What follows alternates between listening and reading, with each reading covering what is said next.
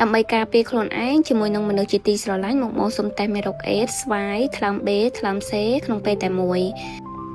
បងអាចធ្វើការតេស្តដោយខ្លួនឯងនិងរក្សាការសម្ងាត់បងអាចធ្វើការកម្មពីខាងខ្ញុំបានណា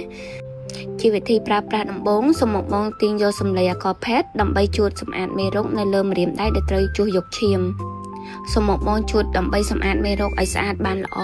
ហើយបន្តមកទៀតនឹងសូមបងយកម្ជុលប្រភេទម្ជុលអូតូនេះគឺសូមបើកកម្របឲ្យបានត្រឹមត្រូវ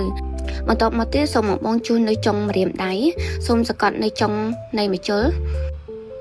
បន្តមកទៀតសូមបងច្បូតយកឈាមច្បូតពីក្រោមឡើងលើបែបនេះសូមបងច្បូតយកឈាមឲ្យបានច្រើនសមល្មមកន្លែងនេះគឺសំខាន់បងច្បូតយកឈាមឲ្យច្រើនល្មមហើយយកពីប៉ែតហ្នឹងច្បូតយកឈាមយកទៅដាក់ក្នុង rapid test ខ្ញុំសូមបញ្ជាក់បងក្នុងកំឡុងពេលដែលយើងច្បូតយកឈាមដាក់ក្នុង rapid test ហ្នឹងសូមបងយកទឹក solution ហ្នឹងសូមបងយកទៅបតាក់នៅជាមួយនឹងឈាមហ្នឹងភ្លាមដើម្បីជៀសវាងឈាមយើងដាក់ភ្លាមហ្នឹងគឺកកអញ្ចឹងពេលដែលកកគឺយើងតេស្តទៅអត់សូវដឹងលទ្ធផលទេសូមបងបតាក់ឲ្យបានសមល្មមដូចគ្នាដើម្បីឧបករណ៍តេស្តយើងដើរបានល្អហើយបងសូមចាប់យកឈាមហ្នឹងដាក់ចូលក្នុង4ប្រឡោះហ្នឹងហើយបន្តមកទៀតបងសូមចាក់ទឹក solution ឲ្យបានគ្រប់នៃ4ប្រឡោះហ្នឹងហើយបងរងចាំលទ្ធផលត្រឹម15នាទី